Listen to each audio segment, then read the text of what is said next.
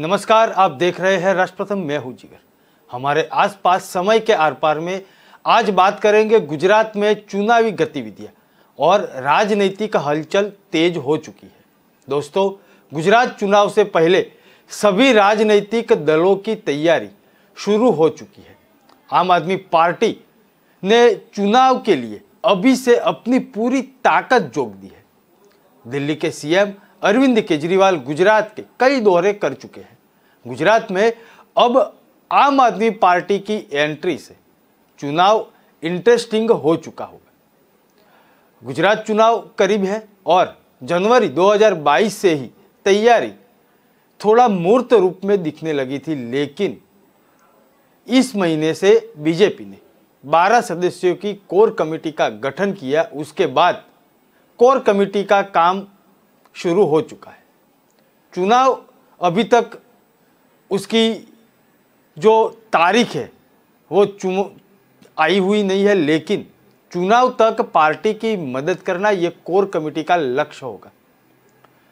कार्यवाही को अंजाम देना है और जमीनी स्तर की जो एक सर्वे है उसको ध्यान में भी लेना है।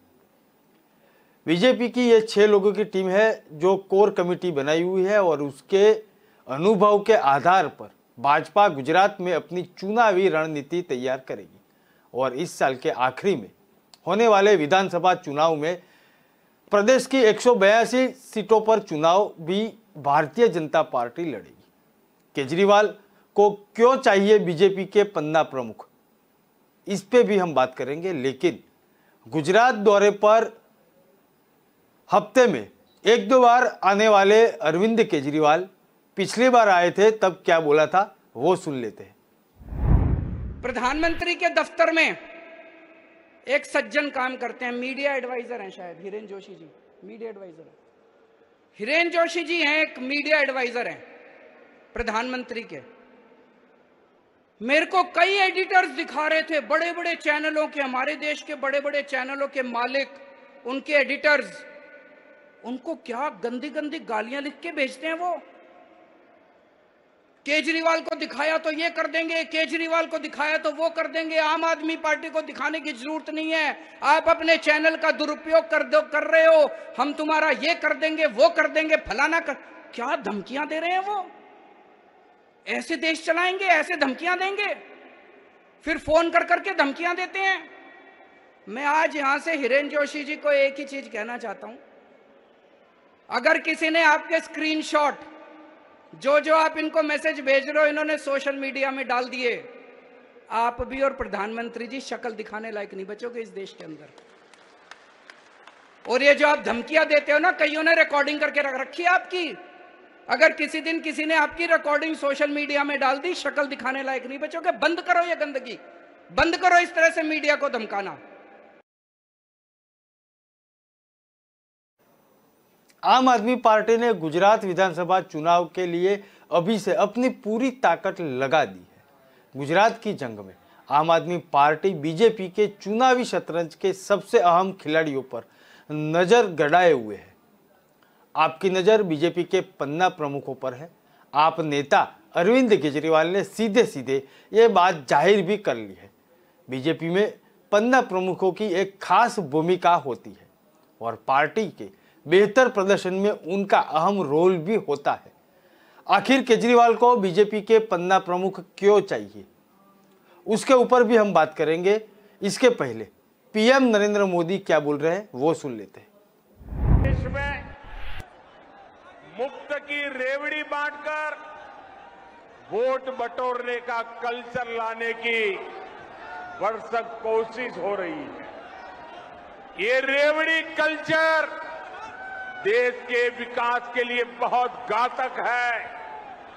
इस रेवड़ी कल्चर से देश के लोगों को और खास करके मेरे युवाओं को बहुत सावधान रहने की जरूरत है। रेवड़ी कल्चर वाले कभी आपके लिए नए एक्सप्रेसवे नहीं बनाएंगे, नए एयरपोर्ट या डिफेंस कॉरिडोर नहीं बनवाएंगे।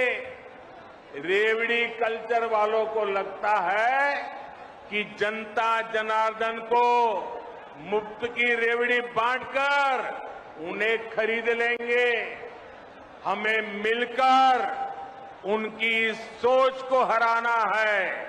रेवड़ी कल्चर को देश की राजनीति से हटाना है। साथियों, रेवड़ी कल्चर से अलग हम देश में रोड बनाकर, नए रेल रूट बनाकर लोगों की आकांक्षाओं को पूरा करने का काम कर रहे हैं। हम गरीबों के लिए करोड़ों पक्के घर बना रहे हैं।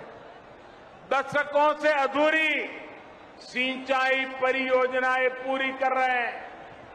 छोटे बड़े अनेक डैम बना रहे हैं। नए नए बिजली के कारखाने लगवा रहे हैं ताकि गरीब का, किसान का जीवन आसान बने और मेरे देश के नौजवानों का आने वाला भविष्य अंधकार में डूब न जाए।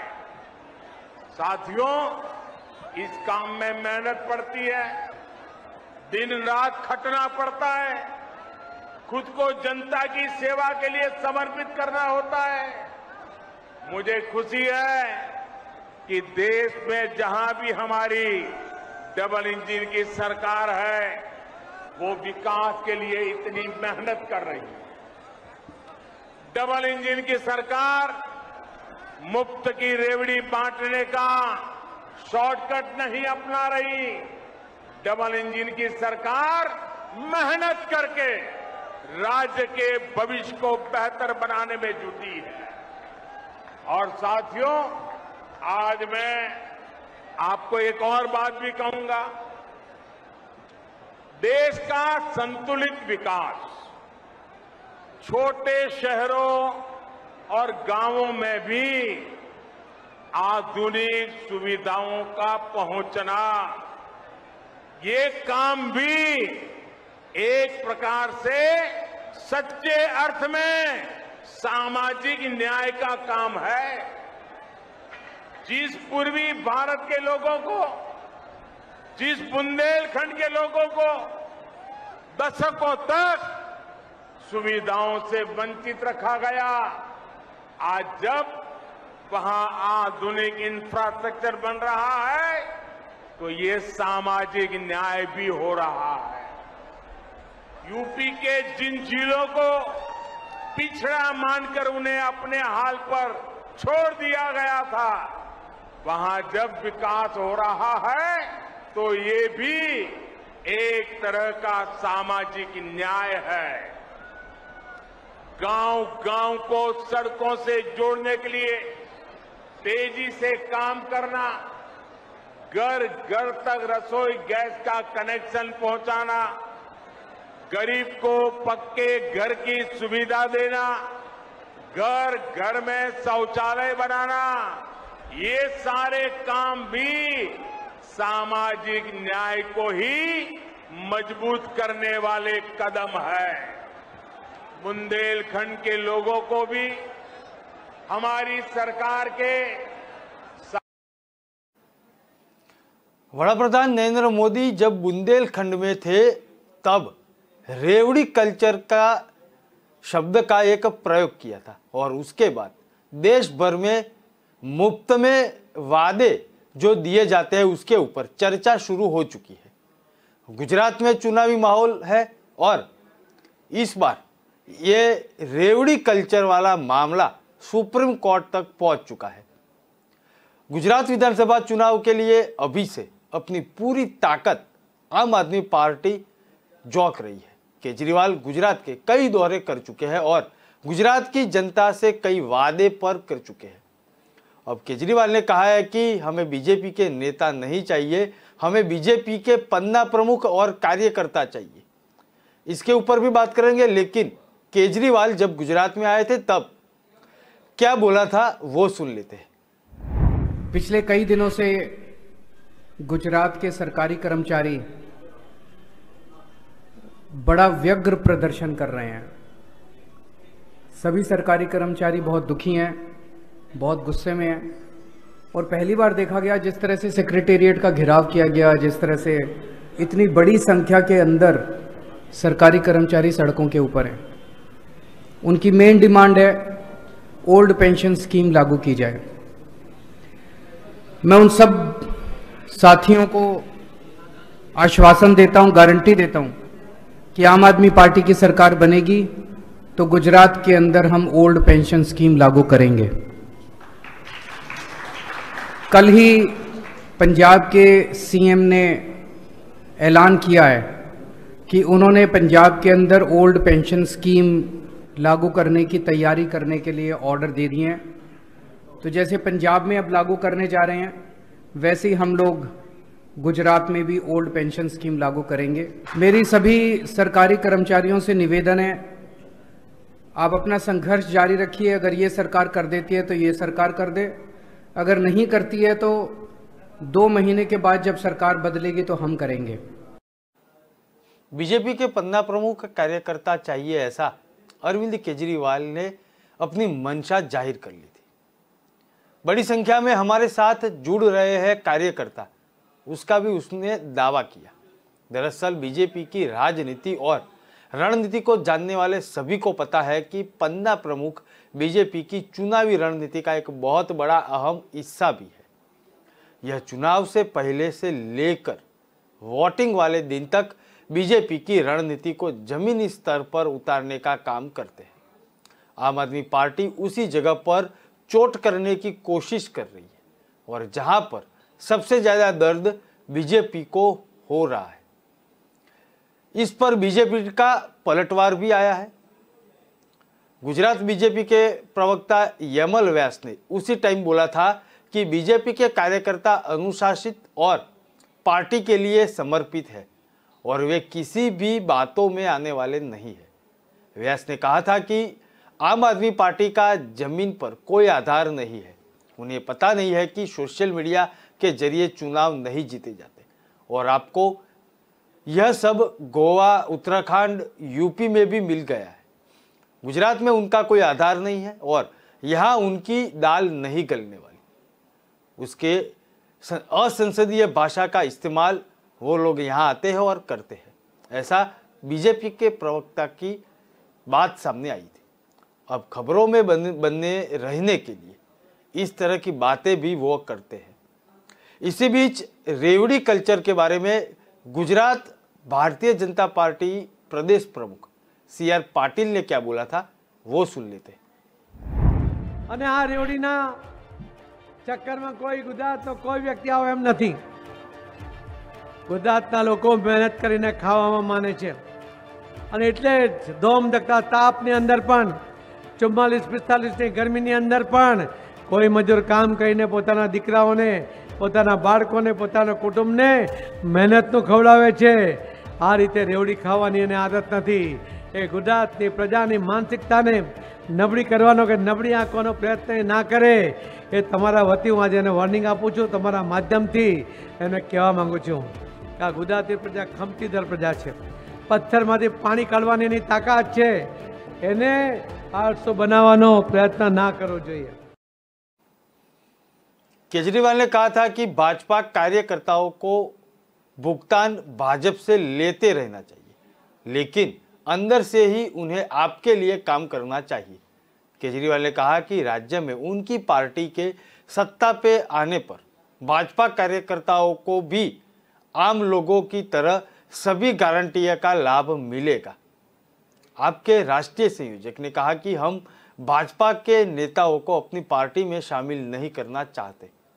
भाजपा अपने नेताओं को रख सकती है, लेकिन भाजपा के पन्ना प्रमुख और गांवों और बूथों पर और तालुकाओं के कार्यकर्ता बड़ी संख्या में हमारे साथ जुड़ रहे हैं और उनसे उन्होंने पूछा था कि इतने वर्षों के बाद भी भाजपा ने उनकी सेवा के बदले में उन्हें क्या दिया।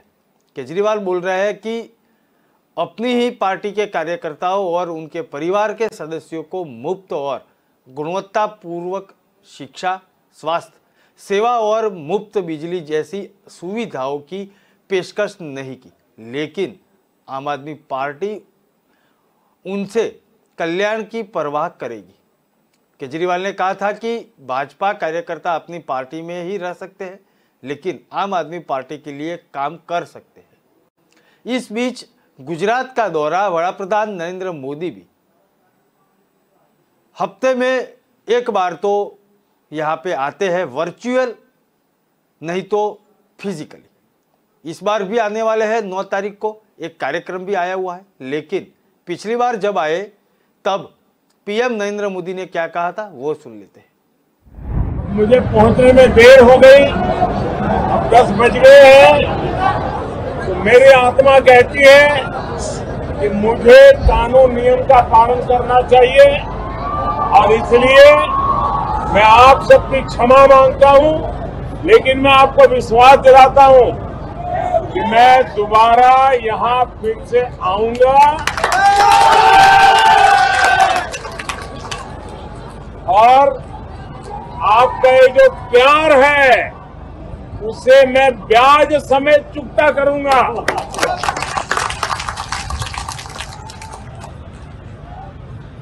भारत माता की, भारत माता की।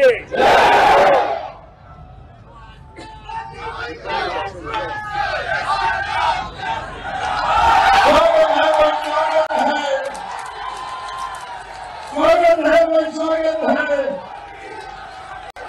स्वागत है भाई, स्वागत है, स्वागत है भाई, स्वागत है, स्वागत है भाई, स्वागत है। अब ये चुनावी माहौल जब गुजरात में बन चुका हो तब ये दृश्य जो है वो हम अंबाजी से नज़दीक और माउंट आबू की गलियों से हम देख रहे थे।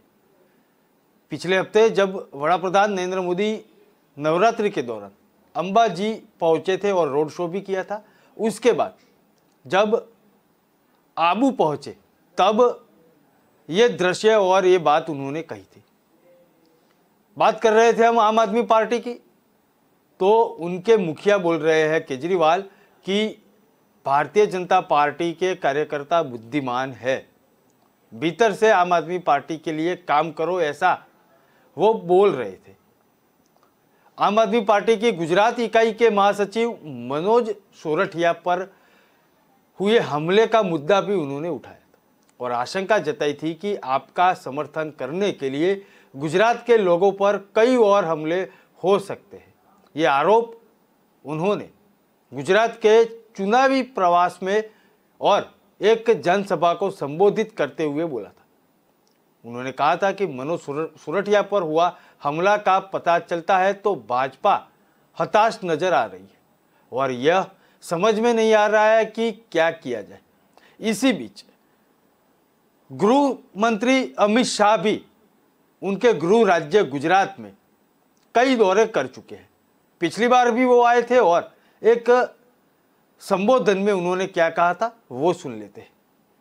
मोदी साहेब प्रधानमंत्री बन्या पछी दरेक व्यक्ति ने અને વિશેષ કરી દરેક ગરીબને આરોગ્યનો સંપૂર્ણ અધિકાર આપવાનું કામ કર્યું।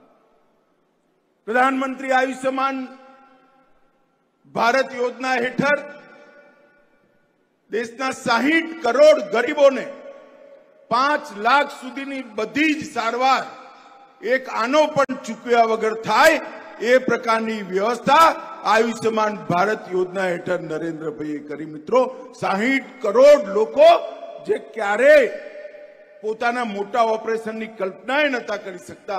મા બાપ કહેતા હતા ભાઈ હું તો મરીશ મારી પાછળ દેવામાં ડૂબીને તુંએ મરીશ ઘેર લઈ ચાલ। હવે આજે દીકરો સન્માનપૂર્વક પોતાના ઘરડા બાપની સેવા કરાવે, ગરીબ માં નાના બાળકની સેવા કરાવી એની વ્યવસ્થા કરી। અને ખાલી યોજનાથી શું થાય? દવાખાના ના હોય તો કઈ રીતે આગળ વધાય? 64,000 કરોડ રૂપિયાનું Ayushman health infrastructure mission, 64,000 crore રૂપિયા આઝાદી પછી પહેલી વાર સ્વાસ્થ્ય માટે આવડી મોટી ઇન્ફ્રાસ્ટ્રક્ચરની યોજના લાયા અને એમાં 600 થી વધારે જિલ્લામાં ક્રિટિકલ કેર સાથે જોડેલા 35,000 નવા બેડ ચાલુ કરવાનું કામ આપણા દેશના વડાપ્રધાન નરેન્દ્રભાઈએ કર્યું છે. 730 જિલ્લામાં ઇન્ટિગ્રેટેડ પબ્લિક હેલ્થ લેબોરેટરી ચાલુ કરી અને મહામારી સાથે જોડાયેલા અલગ અલગ મોટા રોગો સાથે જોડાયેલા રિસર્ચ સેન્ટરો પણ ચાલુ કરવાનું કામ કર્યું. કોંગ્રેસિયા જ્યારે રાજ કરતા હતા ને ત્યારે ડોક્ટર બનાવવામાં એ રૂપિયા કમાવામાં પડ્યા હતા.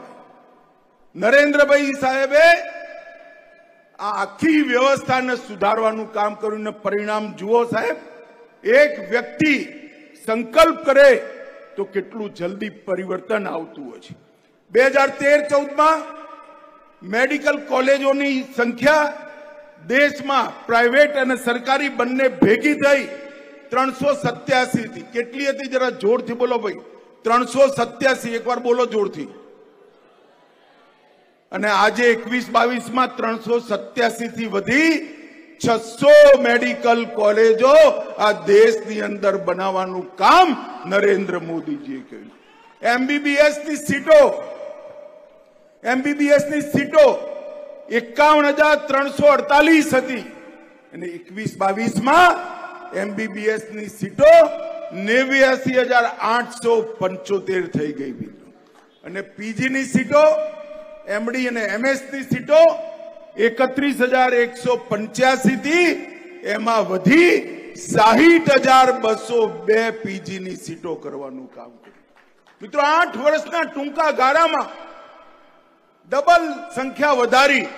એક બાજુ 75 વર્ષની મેડિકલ સાયન્સની અંદર ભણવાની વ્યવસ્થા અને બીજી બાજુ નરેન્દ્રભાઈના 8 વર્ષમાં मेडिकल साइंस में भणवानी व्यवस्था. कोई भी पार्टी आ जाए परेशानी नहीं. गुजरात में जेपी नड्डा राष्ट्रीय अध्यक्ष भारतीय जनता पार्टी के एक दौरा करके गए तब एक चुनावी सभा में ये बात बोली थी और उन्होंने दावा किया था कि कोई सत्ता विरोधी लहर नहीं है. गुजरात में साल के आखिरी में विधानसभा चुनाव हो सकते हैं, कभी भी उसकी तारीख सामने आ सकती है. इस बीच भाजपा अध्यक्ष जेपी नड्डा का एक अहम दौरा हो चुका है और उन्होंने राजकोट में एक सम्मेलन में संबोधित किया था. उसके बाद वो मोरबी में विशाल रोड शो भी करने के लिए पहुंचे थे, लेकिन उन्होंने दावा किया था कि सत्ता विरोधी कोई लहर नहीं है. चुनावी माहौल तो बन चुका है. आम आदमी पार्टी अपनी तरफ से जोर लगा रही है. भारतीय जनता पार्टी हमेशा 24/7 चुनावी मोड में रहती है. और रही बात गुजरात की मुख्य विपक्ष पार्टी कांग्रेस, वो फिलहाल तो गुजरात में चुनाव है ही नहीं, ऐसे माहौल में कहीं पे नजर नहीं आ रही है. राहुल गांधी भारत जोड़ो यात्रा में व्यस्त है. कांग्रेस पूरी अपने अध्यक्ष के चुनाव में व्यस्त है और गुजरात में ना कोई बड़ा नेता राहुल गांधी के बाद यहाँ पे चुनावी प्रचार या उसकी जमीनी बनाने के लिए आया नहीं है.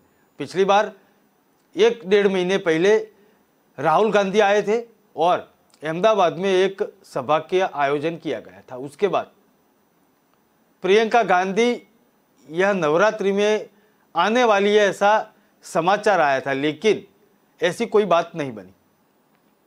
अब इस बीच वड़ा प्रधान एक दौरा और भी किया था. उस समय नरेंद्र मोदी ने क्या बोला था वो सुन लेते हैं.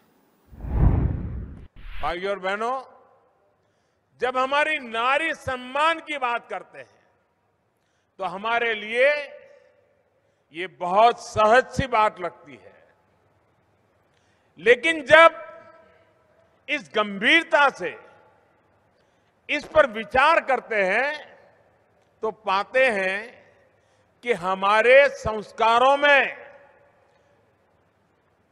नारी सम्मान कितना रचा बसा है.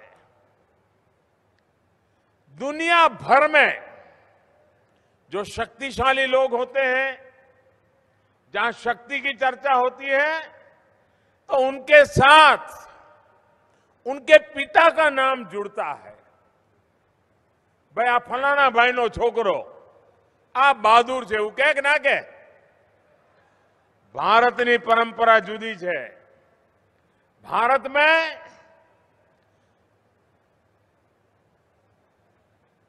हमारे यहां वीर पुरुषों के साथ मां का नाम जोड़ा गया है। मैं उदाहरण देता हूं, आप भी सोचिए। अब देखिए, अर्जुन महान वीर पुरुष थे, लेकिन कभी हमने ये नहीं सुनते हैं कि पांडु पुत्र अर्जुन, ऐसा नहीं बोलते लोग क्या कहते हैं? हम जब भी सुनते हैं तो उनका नाम पार्थ सुना। ये पार्थ क्या है? जो पृथा यानी कुंती के पुत्र है। अर्जुन की जब वर्णन आता है तो कौंते के पुत्र कुंती पुत्र के नाम से भी जाना जा गया है। इसी प्रकार से भगवान कृष्ण सर्वशक्तिमान, उनका भी जब परिचय होता है तो देवकी नंदन कहते हैं। देवकी का पुत्र कृष्ण इस प्रकार से कहते हैं। हनुमान जी की बात आती है तो हनुमान जी को भी, हनुमान जी से बड़ा कोई वीर तो हमने अभी सुना नहीं है, लेकिन उनकी भी बात आती है तो कहते हैं अंजनी पुत्र हनुमान। यानी मां के नाम के साथ वीरों के नाम हमारे देश में, ये मां के महात्म्य को, नारी के महात्म्य को, स्त्री शक्ति के महात्म्य को हमारी संस्कार की पूंजी के समान हमें मिला हुआ है। इतना ही नहीं, ये हमारे संस्कार ही है कि हम अपने देश भारत को भी मां के रूप में देखते हैं, खुद को मां भारती की संतान मानते हैं। भारतीय जनता पार्टी के अध्यक्ष जेपी नड्डा का दावा था कि गुजरात में कोई सत्ता विरोधी लहर नहीं है और गुजरात की जनता बीजेपी के साथ है। लेकिन गुजरात में जब जब अरविंद केजरीवाल आते हैं तब कुछ ना कुछ बोल के जाते हैं। आइए सुनते हैं क्या बोले। सूत्रों के मुताबिक आईबी की एक रिपोर्ट आई है। उस रिपोर्ट में गुजरात में आम आदमी पार्टी, आज अगर गुजरात में चुनाव हो तो गुजरात में आम आदमी पार्टी की सरकार बन रही है। हालांकि रिपोर्ट में लिखा है कि अभी थिन मार्जिन से बन रही है, बहुत कम सीटों से आगे हैं। गुजरात के लोगों को एक जोरदार धक्का लगाना पड़ेगा ताकि अच्छा बहुमत आए और अच्छे बहुमत से सरकार बने। लेकिन जब से ये रिपोर्ट आई है तब से ये दोनों पार्टियां इकट्ठी हो गई हैं। इनकी खूब गुपचुप मीटिंग हो रही है, सीक्रेट मीटिंग्स हो रही हैं। दोनों, भाजपा खासकर बुरी तरह से बौखला गई है और पिछले कुछ दिनों से आप देख रहे होंगे कि दोनों सीक्रेट मीटिंग करके आते हैं और फिर दोनों एक ही भाषा में मुझे गालियां देते हैं, एक ही भाषा इस्तेमाल करते हैं। दोनों पार्टियां हमें गालियां दे रही हैं। बीजेपी कांग्रेस को गाली नहीं देती, कांग्रेस बीजेपी को भी गाली, दोनों मिलकर हमें गाली दे रहे हैं और एक ही भाषा में गाली दे रहे हैं। अब भाजपा का पूरा प्रयास है कि किसी भी तरह से कांग्रेस को मजबूत किया जाए ताकि एंटी बीजेपी वोट बट जाए, ताकि जो लोग बीजेपी से नाराज हैं वो सारा वोट बट जाए। और कांग्रेस को ये जिम्मेदारी दी गई है कि आम आदमी पार्टी का जितना वोट ले सकते हो ले लो। मैं गुजरात के लोगों को कहना चाहता हूं कि बच के रहिए। दोस्तों, चुनावी माहौल बन चुका है और वोट बैंक की राजनीति में रेवड़ी कल्चर खूब चलेगा। जनता चुप है, अपना जवाब चुनाव की पिच पर वोट का गुगली डालकर देगी। देखते रहिए राष्ट्र प्रथम। नमस्कार।